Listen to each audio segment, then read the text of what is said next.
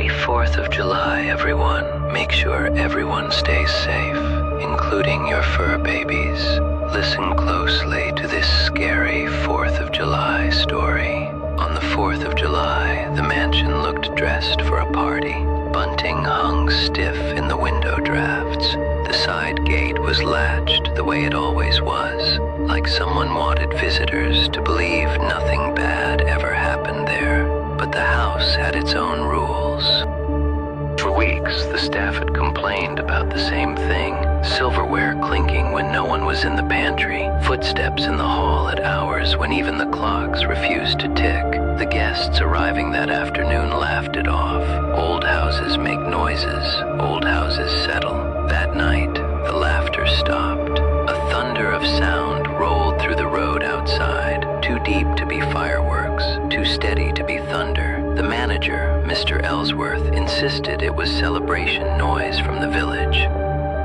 He said it like a command, and the servants obeyed, the way people do when they've been living with fear too long, by pretending it isn't growing. Then someone found the note. It was tucked beneath a frame on the parlor wall, where a portrait should have been. The paper was clean, the ink dark, written in careful loops, like the writer had practiced being calm. It said only this: do not open the windows. Tonight, the house will listen. The next line was smudged, as if someone had tried to add more and changed their mind.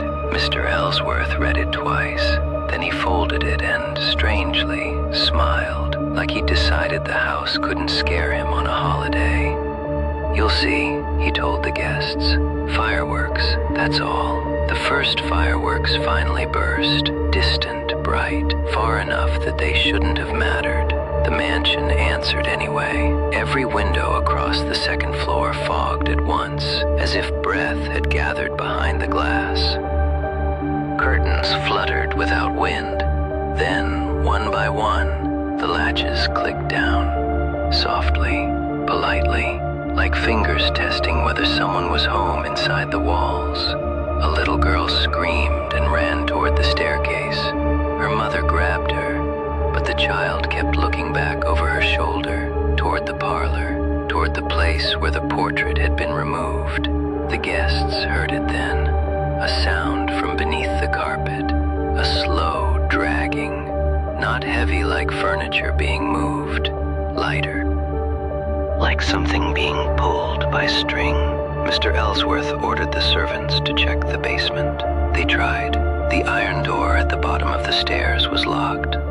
So locked, the key wouldn't even turn. When the house's creak shifted again, the key in the lock began to turn by itself, turning a fraction, stopping, turning again, as if whatever was inside had all night and didn't need to rush. By the time they forced the door, the air in the basement had changed. It smelled of wet earth and old smoke, the way attics smell after a fire no one talked about. The lantern light shook over cracked stone and stacked crates. And there, between two crates, was the portrait frame. No one had brought it back. No one had carried it down. The nameplate beneath the empty spot where it should have been read like a death announcement. The date wasn't the 4th of July.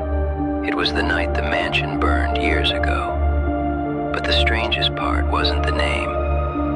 It was the ash, fresh ash, gray and soft, sprinkled in a neat circle on the floor, like someone had made a mark and then stepped back to watch whether the living understood the warning.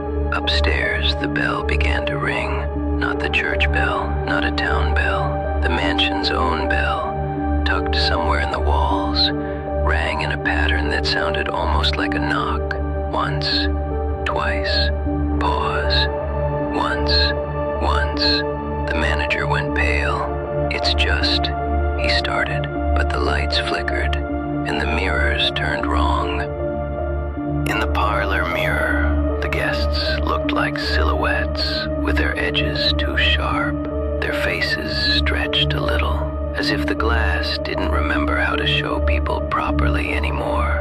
A voice drifted out of the wallpaper, thin as this paper. Let us see the sky. Outside, the fireworks were brighter now, people cheering somewhere beyond the trees. But every time a burst lit the mansion's windows, the curtains stopped moving altogether, as if the house was holding its breath to watch the reaction. Then, for the first time, the man who'd insisted nothing could scare him whispered something different from his earlier confidence. "Close it," he said. "Not close the windows. Close the house." The servants scattered. They slammed shutters. They threw bolts.